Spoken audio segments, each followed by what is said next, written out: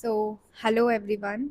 I am Bharti and I welcome you all to Be Edu, आपका education channel जो कि आपको teaching exams DSSB हो गया, आपका KVS हो गया या और भी स्टेट के टीचिंग एग्ज़ाम्स के लिए प्रिपेयर करता है। आपके टेट एग्ज़ाम में हम लोग आपकी हेल्प करेंगे।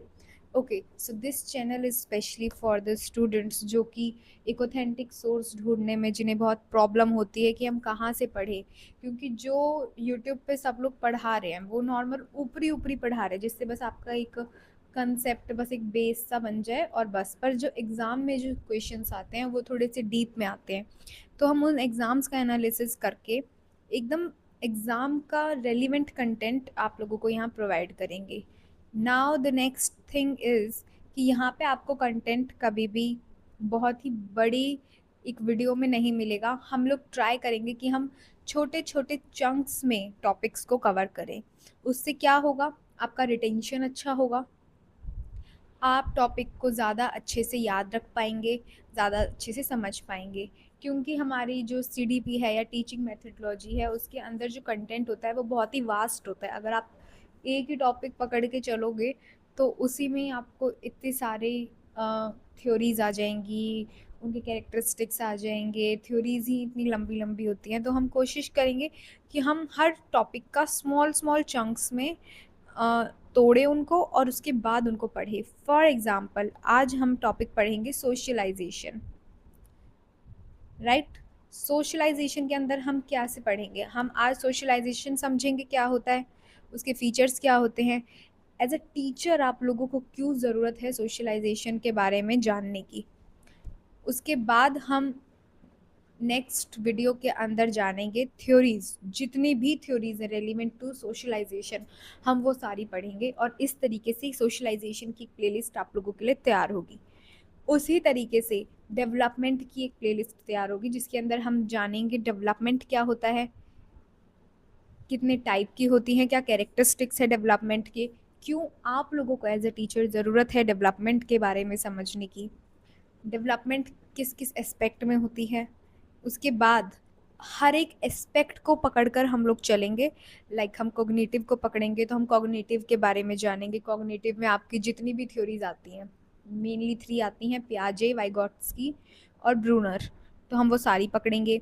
जब हम सोशल की बात करेंगे तो सोशल में आपकी जितनी भी थ्योरीज आएंगी हम वो पकड़ के चलेंगे। जब हम इमोशनल की बात करेंगे तो हम इमोशनल की सारी थ्योरीज को एक साथ ले लेंगे और उसके रेलिवेंट क्वेश्चंस जो आपके एग्ज़ाम में आए हैं डीप में। कुछ थ्योरीज आपको ऐसी भी मिलेंगी जो आपके DSSB में पूछी गई हैं पर आपको वो यूट्यूब पे जनरली नहीं मिलेंगी, वो आपको अपने किसी कोचिंग सेंटर में नहीं मिलेगी, यहाँ पर मिलेगी। क्योंकि यहाँ पर मैंने अपनी प्रिपरेशन के दौरान जो भी मैंने नोट्स और जो भी मैंने ज्ञान इकट्ठा करा, जो भी मैंने अपना पढ़ा, वो मैं आप लोगों के साथ शेयर करना चाहती हूँ और बहुत ही रेलिवेंट तरीके से शेयर करना चाहती हूँ ताकि आप लोगों को किसी कोचिंग की ज़रूरत ही ना पड़े। CPRT बहुत ही अच्छा और मुझे लगता है बहुत ही इजी एग्ज़ाम है अगर उसको आप कंटेंट रेलिवेंट पढ़ें तो। ठीक है, तो बिना आपका टाइम वेस्ट करे हुए हम शुरू करते हैं हमारा आज का topic, which is socialisation.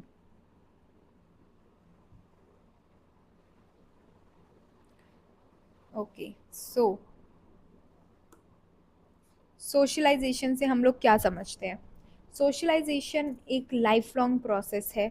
Socialisation क्या होता है कि कैसे, नाम ही बता रहे हैं सोशलाइजेशन, कैसे हम सोसाइटी में घुल मिल रहे हैं, कैसे हम सोसाइटी के कुछ वैल्यूज़ होती हैं, कुछ रूल्स होते हैं, कुछ एक्सपेक्टेशंस होती हैं, कुछ नॉर्म्स होते हैं जिनको हमें पूरा करना पड़ता है जिस भी सोसाइटी में हम रहते हैं। और उन नॉर्म्स को हम लोग सीख कर अपने अंदर समा कर कैसे हम सोसाइटी के साथ चल रहे हैं, यही हमारा सोशलाइजेशन है। ऑफकोर्स अब ऐसा तो नहीं है हम पैदा हुए एक बार हमने जो जो सीखा और उसके बाद हम एक पॉइंट पर रुक गए, नहीं, हमारा सोशलाइजेशन पूरा चलता रहता है हमेशा। तो यानी हम कह सकते हैं कि it is a life long process. ऐसा नहीं है कि एक बार हुआ और रुक गया, नहीं, सोशलाइजेशन हमेशा चलता रहता है। ठीक है, इसमें ऐसा कुछ वो नहीं है। आप लोग सोशलाइजेशन आप लोगों का भी हुआ है हमेशा से।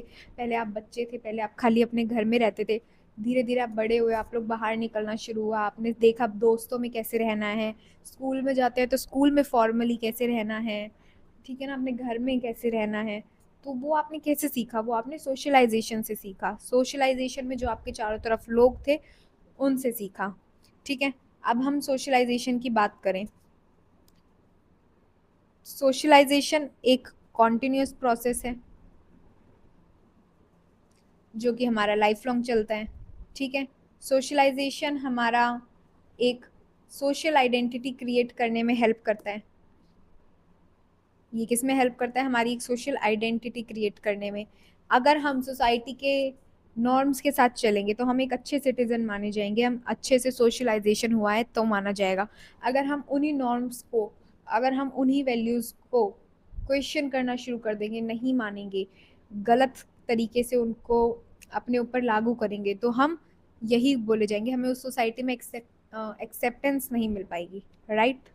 तो सोशल, तो एक अच्छा सोशलाइजेशन हमारी सोशल आइडेंटिटी बनाने में हेल्प करता है। दूसरा, कल्चर के ट्रांसमिशन के लिए जो भी हमारी वैल्यूज़ होती है, बिलीव होते हैं, वो जब हमारे बच्चे होते हैं हम उनको भी वही जो घर में देखते हैं वो सीखते हैं, और इसी तरह से कल्चर आगे आगे बढ़ता जाता है। तो सोशलाइजेशन में कल्चर ट्रांसमिशन भी होता है, ठीक है ना।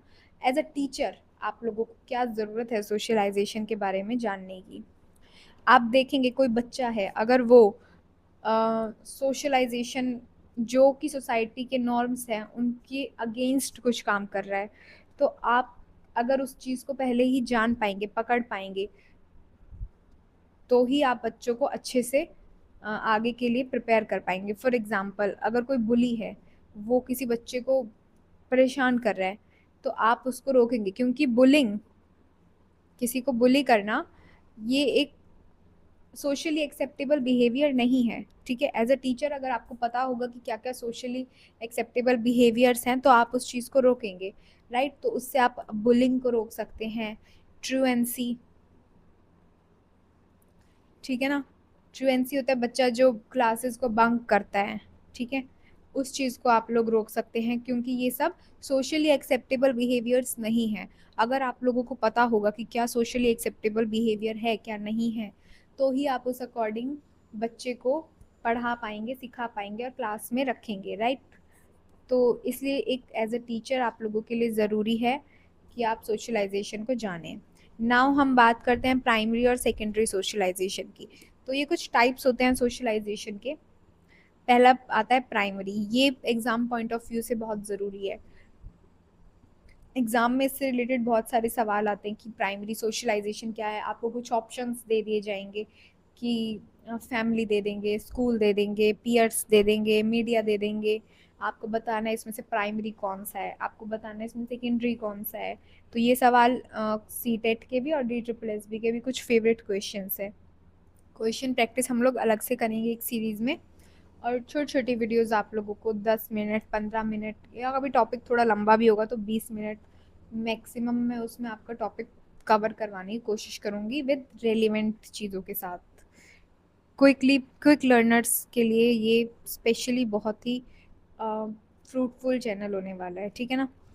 प्राइमरी के लिए अब हम समझे प्राइमरी सोशलाइजेशन, नाम ही आप लोगों को बता रहा है प्राइमरी, जिस सबसे पहले बच्चा जिसके कांटेक्ट में आता है, सबसे पहले पैदा होते ही बच्चा किसके कांटेक्ट में आता है, मदर के, फैमिली के और अपने सिबलिंग्स के, ठीक है ना। तो यानी इमीडिएट जो भी फैमिली के मेंबर्स होते हैं, माँ होती है, पिता होते हैं, दादा दादी होते हैं, आपके बहन भाई होते हैं, आप उनके कांटेक्ट में आते हैं, तो वो जो है हमारा प्राइमरी सोशलाइजेशन होता है।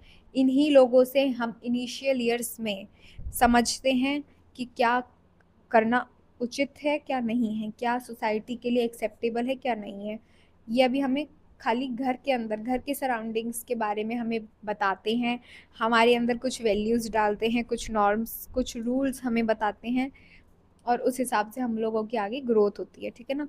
तो प्राइमरी सोशलाइजेशन के अंदर कौन कौन आते हैं, आपको ये एजेंट्स याद रखने हैं ज़रूर, मदर, फैमिली, सिबलिंग, सिबलिंग हमारी इमीडिएट वाले हैं, ठीक है ना। उसके बाद आता है सेकेंडरी सोशलाइजेशन। अगर हम बात करें सेकेंडरी सोशलाइजेशन की, ये आप लोग लिख लीजिएगा वीडियो पॉज करके।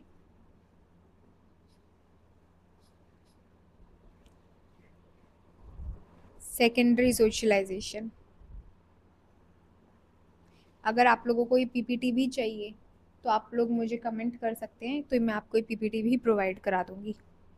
सेकेंडरी सोशलाइजेशन की हम लोग बात करें तो नाम बता रहे हैं सेकेंडरी। अब जब हम अपने घर के इन्वायरमेंट से निकल कर सेकेंडरी किन के बीच जाते हैं, हम अपने स्कूल में जाते हैं, टीचर्स के पास, ठीक है ना, टीचर हो गए स्कूल में, और दोस्त होते हैं हमारे, पियर्स, और हमारा नेबरहुड, हम गलियों में भी खेलते हैं, ठीक है ना, नेबरहुड। तो ये सब क्या है, नेबर, ये सब है हमारा सेकेंडरी सोशलाइजेशन, जिनसे हम आगे चल के फिर कांटेक्ट में आते हैं, जो हमें सिखाते हैं कि कैसे हमें सोसाइटी में रहना है। लोगों के कांटेक्ट में आके ही तो हम सीखते हैं। ऐसा तो नहीं है हम एक रूम में बंद है और उसके बाद हम सीख जाएंगे कि हमें बाहर निकल के ये करना है, नहीं। हम जैसे जैसे बाहर निकलते हैं लाइफ में हम चीज़ें सीखते जाते हैं, राइट। तो ये सेकेंडरी सोशलाइजेशन है, ये सब आपको याद रखने हैं, ठीक है। मीडिया, अच्छा अब मीडिया भी इसके अंदर आता है, पर इन ऊपर वालों में और मीडिया में एक डिफरेंस है। क्या डिफरेंस है वो, मीडिया जो है वो आप जिसे टीवी में न्यूज़ देख रहे हो, पर वो तो खाली न्यूज़ वाला बोल रहा है और आप खाली सुन रहे हो, आप उसमें रिस्पॉन्ड नहीं कर रहे हो एक्टिवली। पर ऐसा नहीं कि उससे आप कुछ सीख नहीं रहे हो, आप सोसाइटी के बारे में जान रहे हो उससे भी, पर कैसे, पैसिवली, ठीक है ना, पैसिवली। तो ये क्या है, ये पैसिव एजेंट है मीडिया, ठीक है।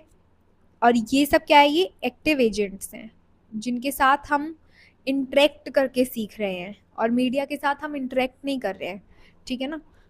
या फिर इसका एक और एग्जांपल ले पैसिव का, तो पैसिव में हमारा लाइब्रेरी, लाइब्रेरी में तो आप लोग गए होंगे ना। लाइब्रेरी में क्या होता है, वहाँ पे जाकर बैठना होता है, वहाँ पे आपको अलाउड नहीं होता कि आप किसी से बात कर सको, पर इसका मतलब ये नहीं है कि लाइब्रेरी में हम जा रहे हैं तो हम कुछ सीखेंगे नहीं।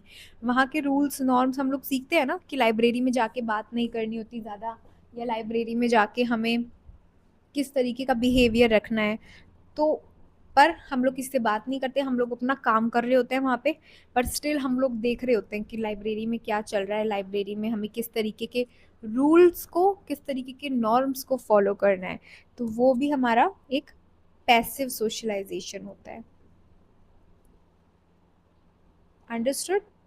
मेन आपके ये बहुत ही इंपॉर्टेंट एग्जाम्पल्स हैं, और यही रिपीट होते हैं बार बार एग्जाम में। आपने कोई भी प्रीवियस ईयर आप लगाओगे, चाहे सी टेट का लगाओगे, चाहे आप DSSB का लगाओगे, अगर आपको क्वेश्चंस मिलेंगे इस टॉपिक से तो यहीं से मिलेंगे।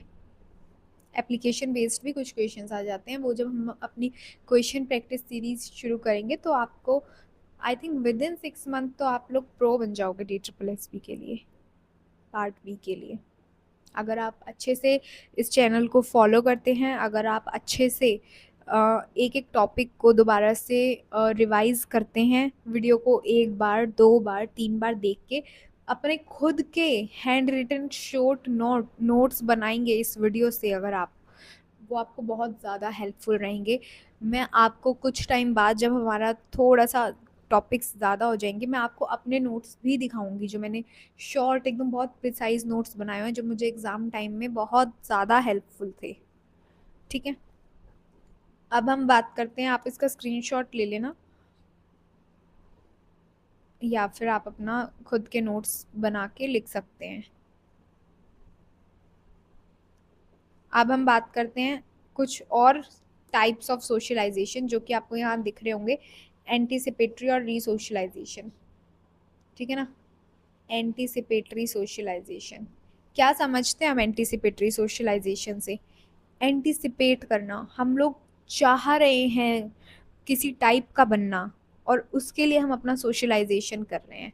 एंटीसिपेटरी सोशलाइजेशन यानी कि फॉर एग्ज़ाम्पल आप लोग एक कॉलेज में गए, आप एक स्कूल में गए, वहाँ पे कुछ ग्रुप है बहुत ही कूल बच्चों का, ठीक है ना, और आप भी चाहते हैं कि मैं इन लोगों के जैसा बनूं, ताकि मैं इनके ग्रुप का पार्ट बन जाऊं। तो आप क्या करोगे, आप उनकी तरह ही हरकतें करना शुरू करोगे। अगर वो लोग मजाक कर रहे हैं तो आप भी थोड़ा सा अपने नेचर में मजाक लाओगे। अगर वो लोग कुछ आप लोग देखेंगे वो लोग तो दारू पीते हैं तो आप भी पीना शुरू कर देंगे, ताकि आप उस सोसाइटी का जाके पार्ट बन जाए। राइट। आप उनके जैसी आदतें अपनाओगे, आप उनके जैसे नॉर्म्स को अपनाने की कोशिश करोगे, सो दैट आप उनका पार्ट बन जाओ, आप उनमें घुल मिल जाओ। आपने खुद से ये इच्छा जताई, आपने एक ग्रुप को चुना, आपको वो ग्रुप अच्छा लगा और आप उस ग्रुप में जाना चाहते हैं, और इसीलिए आपने कोशिश करी वैसा बनने की। तो उसे कहते हैं एंटीसिपेटरी सोशलाइजेशन। किसी के जैसा बनने के लिए उसकी तरह चीज़ें करना, उसके नॉर्म्स, उसकी सोच, उसकी वैल्यूज़ को अपने अंदर समाना, एंटीसिपेटरी सोशलाइजेशन। वहीं हम बात करें रीसोशलाइजेशन की, तो ये तो नाम ही बता रहा है रीसोशलाइजेशन। री यानी कि सोशलाइजेशन हमारा पहले हो चुका था, पर हमें दोबारा से सोशलाइजेशन करना पड़ रहा है क्योंकि हमारे आसपास का एनवायरनमेंट चेंज हुआ है। हम इंडिया में रहते थे पहले, पर मेरी जॉब ट्रांसफ़र हो गई इसलिए मुझे अमेरिका जाना पड़ा। अब मैं अमेरिका में रहूँगा तो वहाँ के सोसाइटी के रूल्स अलग होंगे, वहाँ के नॉर्म्स अलग होंगे, वहाँ के लोगों से मेरा इंटरेक्शन अलग होगा। तो अब मुझे वहाँ पे रह के दोबारा से अपना सोशलाइजेशन करना है, इस सोशलाइजेशन को भुला कर। राइट। तो रीसोशलाइजेशन, अब रीसोशलाइजेशन ऑफ कोर्स बड़ी एज में थोड़ा सा मुश्किल होता है, पर जो छोटी एज में अगर कोई छोटा बच्चा आपके साथ कहीं बाहर देश में चला जाएगा, वो आसानी से वहाँ के रूल नॉर्म्स सीख पाएगा क्योंकि उसका पहले का सोशलाइजेशन अभी इतना स्ट्रॉन्ग नहीं हुआ था। राइट। आप लोगों का आज आपका सोशलाइजेशन काफ़ी स्ट्रॉन्ग हो चुका है। अब आप दूसरे देश में जाओगे, नई जगह जाओगे, वहाँ के रूल्स और रेगुलेशंस को समझने में आपको थोड़ा सा टाइम लगेगा। तो दैट इज़ रीसोशलाइजेशन, कि हम जहाँ पे रह रहे हैं हम दोबारा से कहीं और शिफ्ट हो गए, तो उसके लिए हमें दोबारा से नए रूल्स को सीखना पड़ेगा। ठीक है ना। एंटीसिपेटरी सोशलाइजेशन में एक और एग्जांपल्स होते हैं, हम अपने आप को फ्यूचर रोल के लिए तैयार कर रहे हैं। फ्यूचर रोल के लिए हम अपने आप को तैयार कर रहे हैं, इसलिए भी हम एक ऐसा, यानी कि हमें इस ग्रुप में ऐड होना था।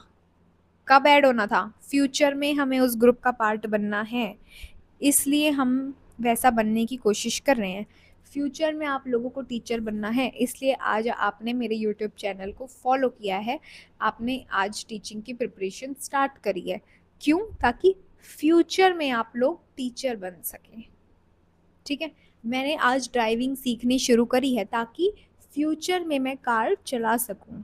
ठीक है ना। मैं सोच रही हूँ, मैं एंटिसिपेट कर रही हूँ फ्यूचर के लिए, और उस फ्यूचर के लिए मैं आज से ही काम करना शुरू कर रही हूँ। आप लोगों को DSSB का एग्ज़ाम निकालना है, उसके लिए आप लोगों ने आज से ही पढ़ाई शुरू कर दी है। आप लोगों को सीटेट निकालना है, आप लोगों ने आज से ही पढ़ाई शुरू कर दी है। एंटिसिपेटरी सोशलाइजेशन के ही ये कुछ एग्जाम्पल्स थे। ये हो गया हमारा रीसोशलाइजेशन। राइट। नाउ की एजेंट्स हम लोग पढ़ ही चुके हैं, प्राइमरी मैंने आपको बताया। ठीक है। स्कूल और पीयर्स हमारा सेकेंडरी है पर एक्टिव है। ठीक है ना। ये हमारे सेकेंडरी है, ये प्राइमरी है। सेकेंडरी है पर एक्टिव है। ये सेकेंडरी ये भी है पर पैसिव है। ठीक है ना। ये डिफरेंस मैं आपको बता चुकी हूँ। नाउ सोशलाइजेशन में कुछ थ्योरीज हैं जो कि एग्ज़ाम पॉइंट ऑफ व्यू से बहुत ज़्यादा इम्पॉर्टेंट नहीं है सोशलाइजेशन की थ्योरीज, पर फिर भी इनके नाम आ जाते हैं, किसने दी ये आ जाते हैं। पर हम सब कुछ डीप में पढ़ेंगे क्योंकि हमें नहीं पता DSSB के लिए इस साल इम्पॉर्टेंट नहीं थी ये थ्योरीज, अगले साल इम्पॉर्टेंट हो सकती है। राइट।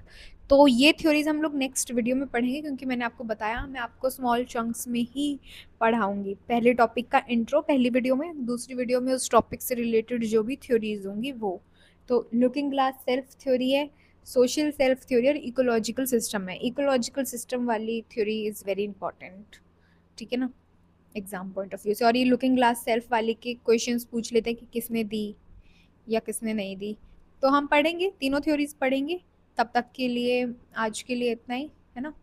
Thank you. अगर आप लोगों को ये क्लास अच्छी लगी होगी, अगर आप लोग अपने कुछ कमेंट्स देना चाहते हैं, कुछ चेंजेस चाहते हैं इस क्लास में कि आपको किस तरीके की चेंजेस इसमें चाहिए, आप लोगों को समझने में इसमें कोई दिक्कत तो नहीं हुई है या कुछ भी है, तो आप लोग कमेंट करके बता सकते हैं। और आप लोग चैनल को शेयर कर सकते हैं, सब्सक्राइब कर सकते हैं इफ़ यू वांट, और चैनल के साथ जुड़िए ताकि आप लोगों को अच्छा अच्छा कंटेंट मिल सके, फ्री में मिल सके। कोई ज़रूरत नहीं है आपको पीआरटी के लिए इतना ज़्यादा हवा बनाने की, ठीक है ना। सेल्फ स्टडी से लोगों ने यूपीएससी भी निकाला है, तो ये तो पीआरटी का एग्ज़ाम है, आप लोग निकाल ही सकते हैं डेफिनेटली। तो जुड़े रहिए एक अच्छे यूट्यूब चैनल के साथ, जगह जगह मत भागिए कि इधर जाना है उधर जाना है।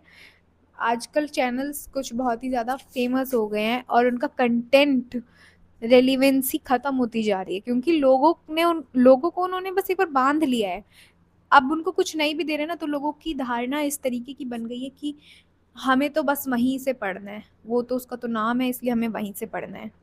आप लोग अलग अलग एक्सप्लोर कीजिए जहाँ पे कंटेंट रेलिवेंट मिले ना, क्योंकि मैंने अपनी प्रिपरेशन के दौरान ये गलती की थी। मैंने कुछ कुछ समय के लिए, पर मैं टाइम पे संभल गई, तो थैंकफुली मेरी प्रिपरेशन अच्छे से हो गई। एक चैनल नहीं पकड़ा, पहले मैंने एक्सप्लोर किया कौन कौन से चैनल्स मुझे ठीक लगे।